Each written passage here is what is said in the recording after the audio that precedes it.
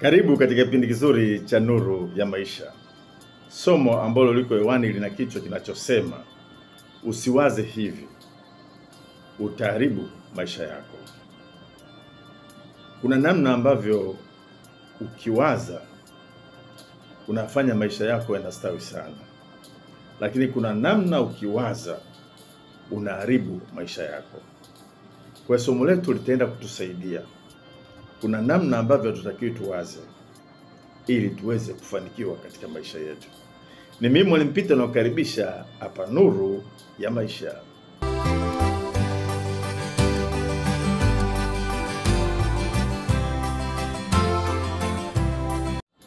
Tuangalie jambo la kwanza. Usiwaze kuwa mpango ulionao juu ya maisha yako ni mzuri zaidi. Utaharibu ndoto za maisha yako. Unachotakiwa kuwaza, mpango wa Mungu juu ya maisha yako ndio mpango mzuri zaidi. Hiyo itakusaidia ili una ustawi katika maisha yako. Alisikika mtumishi mmoja wa Mungu aliyezaliwa bila mikono na miguu. Alisikika akisema, sikujua kwa mpango wa Mungu katika maisha ya mtu ni mzuri zaidi. Mpango ambao yeye alikuwa nao ni kwamba ili aweze kufanikiwa katika maisha ni lazima awe na mikono, lazima awe na miguu.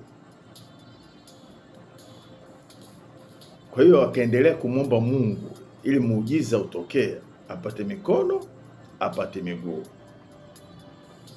Anasema ilipoonekana haiwezekani kuwa na mikono na miguu,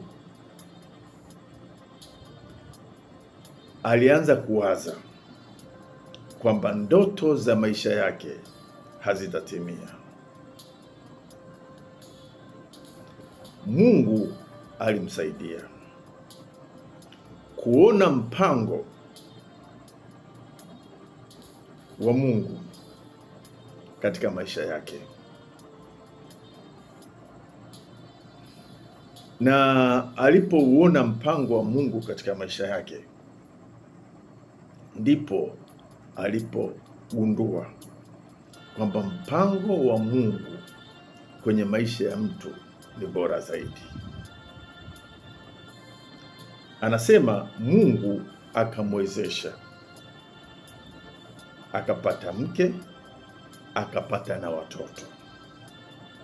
Na anasema katika kipindi chote cha maisha yake, tangu alipogundua kwamba mpango wa Mungu kwenye maisha ya mtu ni wa muhimu zaidi,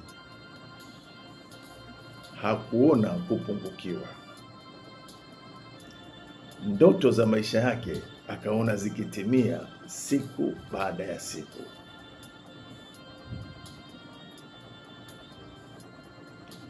Na wewe kwenye maisha yako bila shaka una ndoto. Usisahau mpango wa Mungu kwenye maisha yako ndio mpango bora kuliko mipango uliyokuwa nayo. Inawezekana ulikuwa na mipango mingi, ulifanya jitihada nyingi, lakini haujapata matokeo, haujafanikiwa. Umekata tamaa. Hofu imechukua nafasi kubwa. Usisahau, huo ulikuwa mpango wako. Geuka sasa, uone mpango wa Mungu katika maisha yako. Na ukiuona mpango wa Mungu kwenye maisha yako, uwe na uhakika utavuka mahali ambapo ukufikiri kabisa kwamba kuna uwezekano wa kuvuka. Furaha iliyopotea itarejea. Kile kitabu cha Isaya 43 mstari 19, Biblia inasema hivi: tazama, nitatenda neno jipya, sasa litachipuka. Je, hamtalijua sasa? Nitafanya njia hata jangwani na mito ya maji nyikani. Kwa hiyo ushauri wangu, usikate tamaa, wala usisikilize sauti za ndani na za nje kwamba hautatoka tena, hautavuka tena. Hiyo ni mipango yetu, hiyo ni mipango ya watu. Usisikilize. Huko mpango wa Mungu kwenye maisha yako. Kwa hiyo utafute mpango wa Mungu kwenye maisha yako, utaona mabadiliko makubwa kwenye maisha yako. Hilo ni jambo la kwanza. Jambo la pili, usiwaze kuwa kuna mtu anaamua nyakati za maisha yako. Ukiwaza namna hiyo, utafanya nyakati za maisha yako kuwa mbaya na utaharibu ndoto za maisha yako. Jifunze kuwaza hivi: nyakati za maisha yangu zinaamuliwa na maamuzi ninayofanya mimi.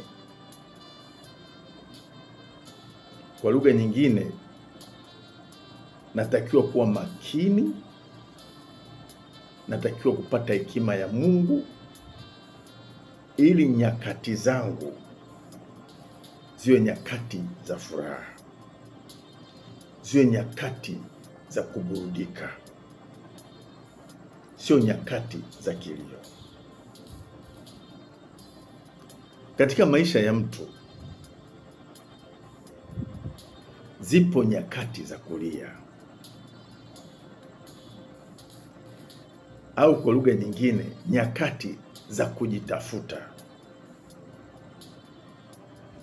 ambazo hizi nyakati huoni dira ya maisha yako na hujui nini cha kufanya. Hizi ni nyakati ngumu sana, na kila mtu anazipitia katika engo tofauti tofauti. Sasa nyakati hizi, maamuzi utakayoyafanya yanaweza kukufanya ujipate au ujitambue. Maamuzi unayofanya nyakati hizi za kulia au za kujitafuta zinaweza zikakusaidia ujue ya kupasayo kufanya, zinaweza zikakusaidia uone uelekeo wa maisha yako. Lakini usisahau, maamuzi unayoyafanya yanaweza kufanya kabisa kukukwamisha. Kufanya nyakati za kulia ziwe za muda mrefu. Maamuzi unayoyafanya. Kwa siku zote kwenye maisha yako, unapofika kwenye nyakati yoyote, unatakiwa kufanya maamuzi.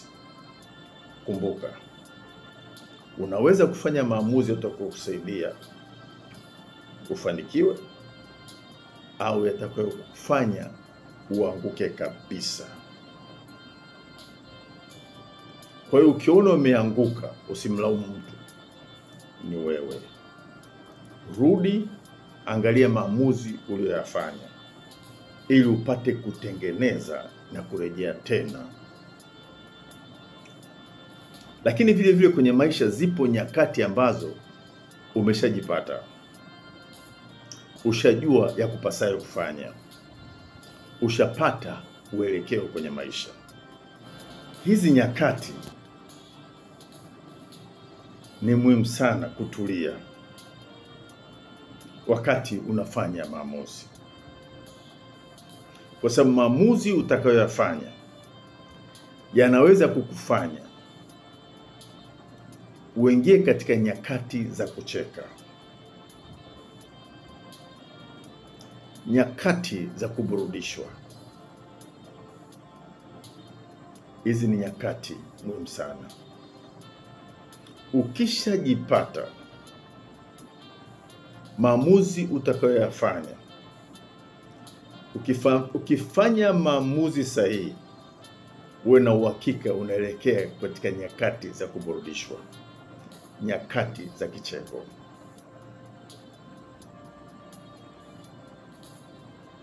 Usipofanya maamuzi kwa usahihi, uwe na uhakika maamuzi utakayoyafanya yasiyokuwa sahihi yanakwenda kukuzamisha.